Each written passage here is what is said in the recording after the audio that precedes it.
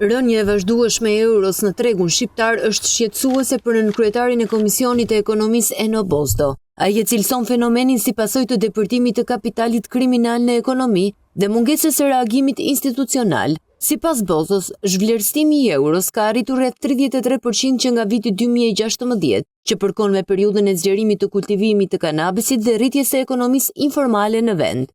10 vjet më vonë, kur euro është vlerësuar me rreth 33% dhe kur goditjet e prokurorisë speciale kanë provuar shkrirjen e qeverisjes Rama me krimin organizuar, situata është shumë herë më tepër dramatike. Bozdo theksoi se zhvlerësimi i monedhës europiane ka ndikuar negativisht në sektorët prodhues të vendit, ku nënvizoi se bujqësia, industria dhe eksportet po përballen me vështirësi të mëdha. Sektori bujqësor, për shkak këtij fenomeni, por edhe prej braktisjes nga qeveria, është në vitin e tij të 6 të rënies së prodhimit në terma absolut.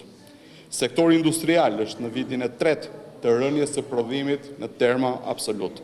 Sektori eksporteve, veçanërisht ai i manufakturës, po përjeton një kolaps të plot vetëm në 5 muajin e parë të viti, sipas Instatit. Në deklaratën e tij, deputeti i opozitës akuzoi institucionet shtetërore për mungesë vullneti në luftën kundër pastrimit të parave dhe krimit të organizuar. Ai kërkoi që kuvendi të trajtojë me prioritet këtë çështje përmes rezolutave dhe masave konkrete ndaj institucioneve përgjegjëse.